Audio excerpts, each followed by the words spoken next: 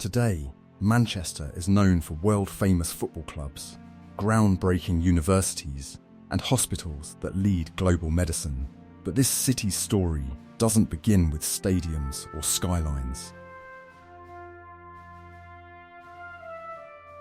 It begins nearly 2,000 years ago, with Roman soldiers standing in the rain. Welcome to Manchester. In this video, you're going to travel back through time, from a lonely Roman frontier fort to a medieval market town, to the birthplace of the Industrial Revolution, and finally, to the modern global city we see today. Using AI technology, we can now transform old engravings and historical photographs into vivid, realistic scenes, bringing Manchester's extraordinary past back to life before your eyes. Let's begin with the Romans. It's the year 79 AD. Roman governor Gnaeus Julius Agricola is pushing the empire northward into Britain. His legions need a fort to control the routes between Chester and York. They choose a sandstone bluff overlooking the meeting of two rivers, the Irwell and the Medlock. Here, they build a fort called Mamucium. At first, it's simple: wooden walls, earthen ramparts, and barracks for about 500 auxiliary soldiers, many from Spain, Germany, and North Africa. This is frontier country, cold, wet, and far from Rome's Mediterranean heartland.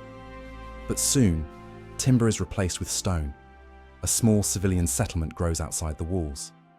Traders arrive. Craftspeople set up workshops. Families of soldiers build homes. There's a bathhouse, an inn for official travellers. Grain is ground. Pottery is made. Life takes root at the edge of empire. For nearly 3 centuries, Mamucium stands here. Then, around 410 AD, Rome collapses. The legions withdraw. The fort is abandoned. Stone buildings are stripped for materials. Roads crumble. The settlement fades into silence. Manchester disappears from history. For hundreds of years, almost nothing is recorded here. The Roman name slowly changes. Mamucium becomes something closer to Manchester. There's probably a small Anglo-Saxon settlement, maybe a church, but records are scarce. When the Domesday Book is compiled in 1086, Manchester barely gets a mention. It's just another tiny community in the northwest. But slowly, quietly, it begins to grow. In 1222, the local lord gains permission to hold a market. Markets mean trade. Trade means money. The settlement expands around the market cross. A parish church rises on the site of earlier Saxon buildings. By the 1300s, it's rebuilt in Gothic style. Even then, Manchester is small.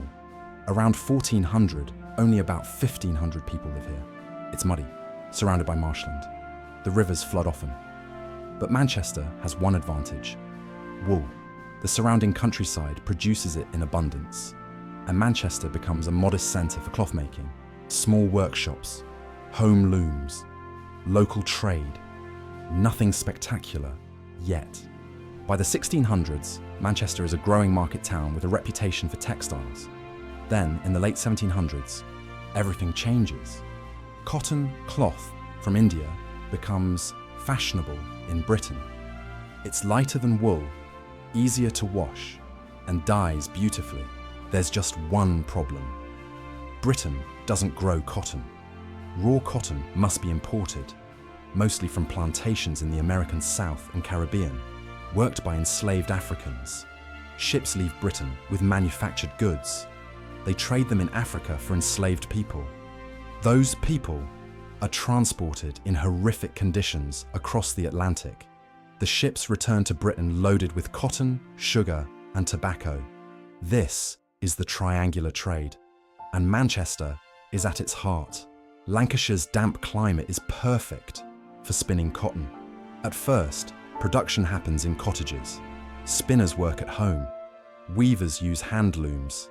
Then the inventions arrive. Machines that can spin dozens of threads at once. Frames powered by water.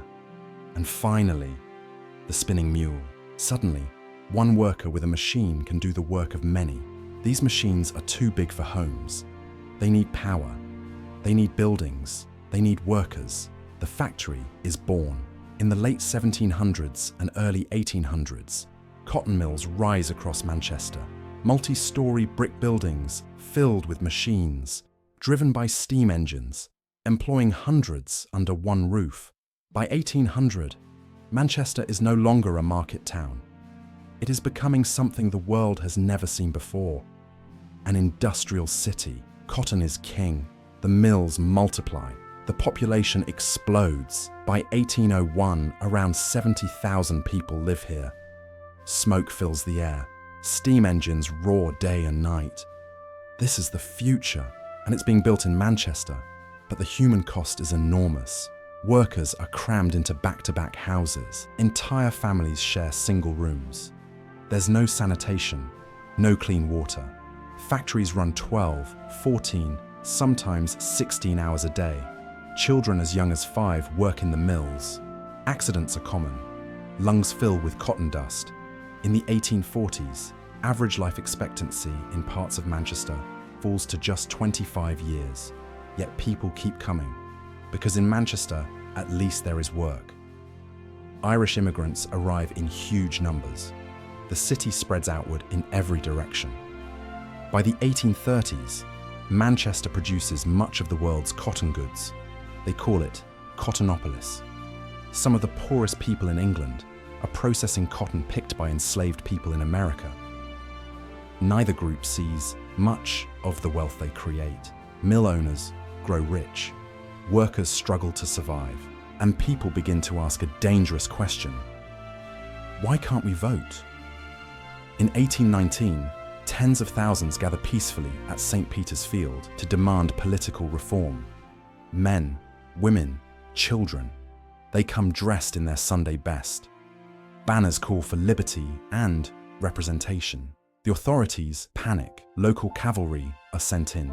They charge the crowd with sabers. People scream, trip, fall. When it's over, at least 15 are dead and hundreds are injured. The event becomes known as Peterloo. It doesn't bring immediate reform, but it changes everything. Manchester's working class has found its voice. In 1830, Manchester helps launch another revolution. The world's first modern passenger railway opens between Liverpool and Manchester. Suddenly, raw cotton arrives faster. Finished cloth reaches global markets. Manchester is now connected to the world at unprecedented speed. By mid-century, it is one of Europe's richest cities. Grand civic buildings rise. A ship canal even turns Manchester into an inland seaport. But the city's fortunes remain tied to cotton. And cotton remains tied to slavery. In 1861, the American Civil War begins. Northern ships blockade southern ports. Cotton stops flowing to Britain. Manchester's mills close. Hundreds of thousands lose their jobs. Families starve. Soup kitchens struggle to cope. Confederate agents offer a deal. Support the South, and cotton will return. Manchester's workers face an impossible choice: end their suffering or refuse to support slavery. They choose abolition, even while starving. They write to Abraham Lincoln in support of freeing enslaved people. Lincoln replies, praising their courage. It's one of Manchester's proudest moments. By the late 1800s, Manchester stands at the height of its power. Magnificent buildings proclaim civic pride. Libraries, town halls, and institutions rise from cotton wealth. But the 20th century brings change. Global competition weakens the textile industry. 2 world wars take their toll. Bombing damages the city. After 1945, mills close, jobs disappear. By the 1960s and 70s, much of central Manchester feels abandoned. Warehouses stand empty. Communities are broken by slum clearances. The city that made the modern world seems left behind by it. But Manchester doesn't stay down. Music explodes from its streets. Football becomes global. Old mills and warehouses are reborn as apartments, offices, and creative spaces. Universities expand, media companies arrive, new districts rise from former industrial land. Manchester reinvents itself once again. Today, it's a city of innovation, culture, and diversity.